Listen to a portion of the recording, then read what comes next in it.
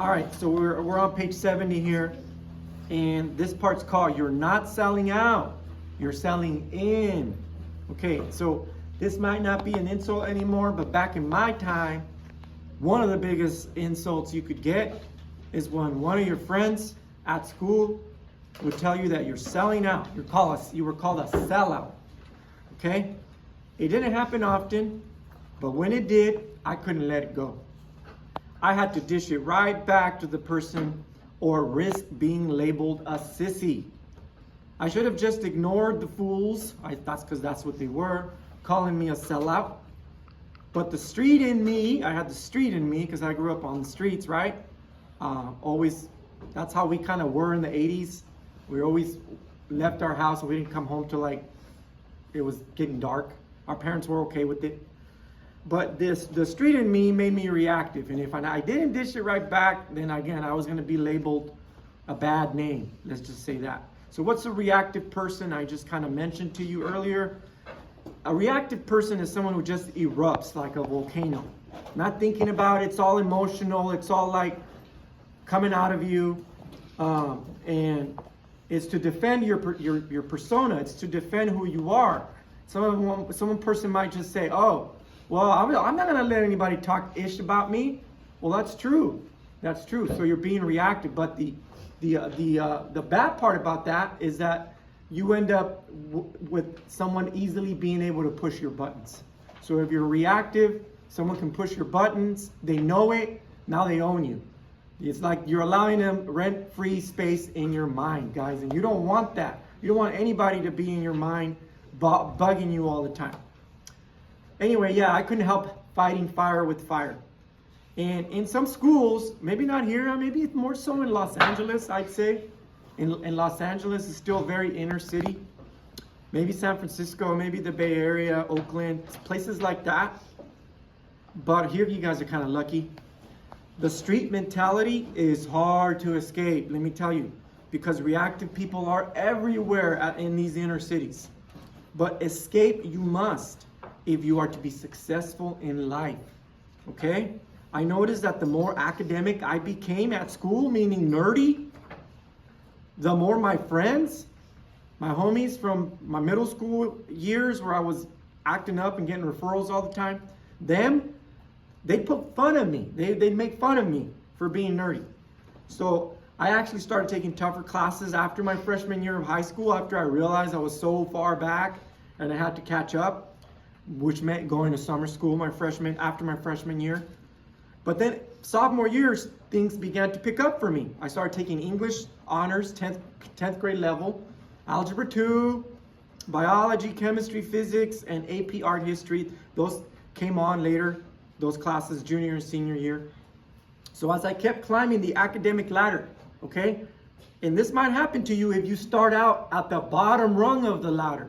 Some of you might start your freshman year at the bottom level of your math class, okay? Or maybe nowadays, I guess California's changing laws, but now everybody might start in integrated math 1, I think, in this state now. But there might be other math classes that are lower than that. And anyway, if you start down below in some classes, science could be an example. You might not start in bio freshman year. You might start in general science, okay? But as you start to get out of those lower rung classes, you start to leave behind the people who aren't, who are still in those lower level classes throughout high school, okay? For example, I was one of a few kids of my friends who was in chemistry, who took chemistry, decided to take it junior year, okay? They just couldn't make it, my friends. The math was too hard for them. So the kids I was hanging with, the cholos or whatever, my freshman year, they were already gone past sophomore year. And then the other homies, they couldn't make it past algebra. They needed algebra 2 and they couldn't do it to take chemistry, right? So it was just like all of a sudden I'm entering these classes and I'm like seeing kids not like me, okay, in those classes, not like my background.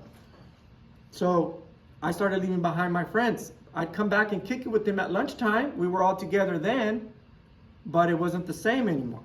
I wasn't in the same classes as they were. So my older sister too, she's struggling in high school. And she had to finish her education at a continuation high school. Now, I've talked to you guys about continuation high schools. There's second opportunities for kids who flunked their high school classes. They weren't taking high school seriously. You need 200 or some credits to graduate, and they bombed so many credits that they're behind. So now you're begging the counselor, please, counselor, let me go to this continuation high school. I need to graduate. My parents are going to be very upset with me if I don't. And then you get on a waiting list to see if they even have space for you. How do I know? Because I used to be an assistant principal, and I used to have to sign off on those approvals for the X, Y, and Z kid to go to the continuation high school here in our district. And then they'd have to sit in front of a computer or with the teacher and just catch up on credits. But my sister, she had to do that. She wasn't dumb. She was very smart. She was just a little bit lazy, perhaps, not clicking with school. And that's okay for some of you to understand that these comprehensive high schools, they might not click with you. So you might have to go find another type of school that clicks with you. I know that when I'm driving to RMS, I see Trade Tech High. Trade Tech High. And that's a different type of school. They teach kids the trades. So I see machining, I see transportation. Those are some of the options they have for the kids that go to that high school. I know Oceanside has some other options as well. We have other options. But wherever you click, that's where you need to be. And if you're not clicking at the big comprehensive high school, you're just falling through the cracks. You're like, oh my God, what is this? Look at all these people here. I'm failing these classes. I'm not doing so well. Well, you're going to have to find a spot because you need a diploma, okay? You got to have a diploma. Anyway, sadly, attending continuation high school is the fate of many students in this country who can't click with school. Now, while I was at UC Santa Barbara, I had very little time for my older sister. This is true. And my little brother and little sister. When I went back to San Jose, I didn't like going back to San Jose, where I was from. When I was at UC Santa Barbara, I loved staying there. If I could delay my return to the Bay Area, I would. Guys, I was afraid. I was afraid of going back to the Bay Area and getting caught up in something. And like getting killed or getting in an accident or something like that. So when I was at UC Santa Barbara, that was one of my fears, coming back to the Bay Area. Because I felt like, what if something happens to me during the Christmas vacation? Well, it was winter break, right? During the winter break, that all the students left the campus. You leave the campus, it becomes like a no man's land, like nobody's there anymore. This is what happens in all university towns. The summers are pretty empty, those towns, like San Luis Obispo, UC Santa Barbara, or Santa Barbara area for that school. Maybe not Cal State San Marcos, but I guarantee you, even around that area, if school's not in session, it's empty almost. So I was afraid to come back to the Bay because I thought I was going to get caught up and not be able to return to UC Santa Barbara and finish my degree. That was one of my fears. But anyway, when I came back, I noticed my sister and I we both had changed. We fell apart.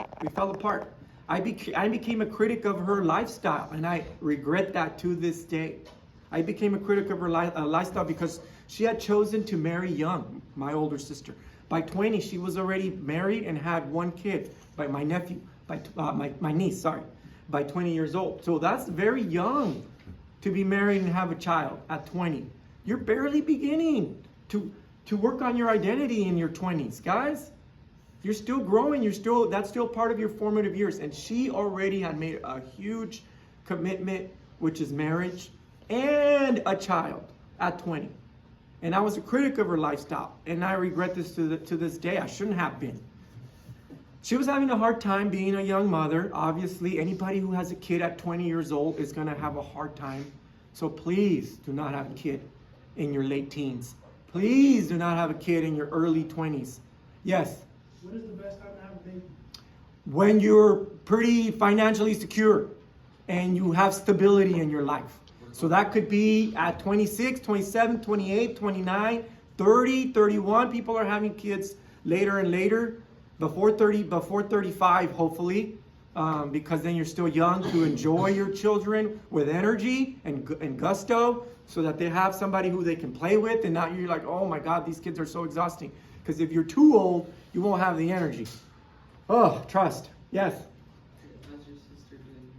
I'll talk about that in a minute. Let me get there.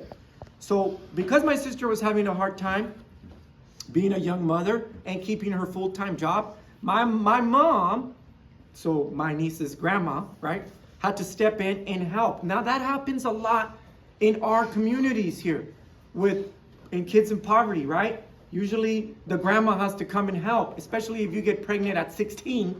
You're not gonna be able to know how to take care of that child. So my mom would often openly complain about this and how irresponsible my sister was behaving, and that, maybe she shouldn't have done that openly. That probably should have been kept private. But at family gatherings, my older sister and I would take turns taking sides. And if either of us challenged our parents' worldview, it would get bad. We would just start bickering. This is at get-togethers back home, right? If my mom, for example, started to lecture my sister, I'd have to jump in and help my mom out. And that should not have been my role, right? I should have stayed out of it. I'd say to my sister, pay attention, listen to her. And it just frustrated the heck out of me that she would be behaving this bad. But anyway, if I challenged my mom, when my mom would say something, a Mexican thing, like, oh, ponte la chamarra, put on your, or you're gonna get sick, which is not scientific, but I was majoring in science, right? So it has nothing to do with you not wearing a jacket. It has to do with you catching a virus. But I would try to correct my mom, and then my sister would get on me and like, hey, you, profe. She'd call me profe, which is short for professor. So she was making fun of me, calling me profe. And it meant that I was acting all uppity, and that I needed to tone it down with my mom. And yeah, she was right. I was acting kind of uppity, trying to correct my mom with that. But have family members ever mocked you for sounding smart? I was, right? It might happen in some families. Have kids at school ever said that you're acting white or are whitewashed? That happens in some inner city urban schools, let me tell you. Or how you speak. My wife to this day gets critiqued for speaking proper English. Is like it's not black enough for some black people when they critique her. And I'm like, why do they do that? And she goes, I don't know, but it's really upsetting to me. It upsets her. Okay, so I was offended when my sister called me profe. So I can imagine how you have felt if this has happened to you. It's discouraging, especially when it comes from your own family. I also felt like I was betraying my own people when I was leaving the hood. I felt so guilty that when I left for UC Santa Barbara, I had to listen to Mexican music the entire drive there, guys. That's how guilty I felt. Because I was leaving behind my homies from the streets, right, from the hood. And they were like, well, whatever. And then I never talked to them again after that because I was like educated. So I'm incredibly glad though that I decided to sell in to this new success world that I got into after UC Santa Barbara. There are so many more successful people out there of color nowadays. And nowadays is the thing. Everybody wants to be successful. But back in my time, you were called a sellout if you try to educate yourself sometimes or whatever, leaving the hood. But, I guess we get it now, leaving the hood is very important because now you can help people. The more successful you are, you make more money, you have money to help the community. So if this is ever happening to you and your family, just remember being educated, being successful, having money, now you can give back to your family, okay? That's what you're going after. The option to be able to help out. And you won't have that option if you don't strive for success. Okay? So you're not leaving people behind. You're just temporarily getting yourself educated and temporarily being success, and then in an effort to be successful, and then you're going to come back and help. Hopefully. That's what I'm teaching you guys. Help your communities out once you become successful. You got to give it back. You got to give it back to the kids who were like you, struggling. Okay? Understand? That's why I'm here, to help you guys out. Thank you.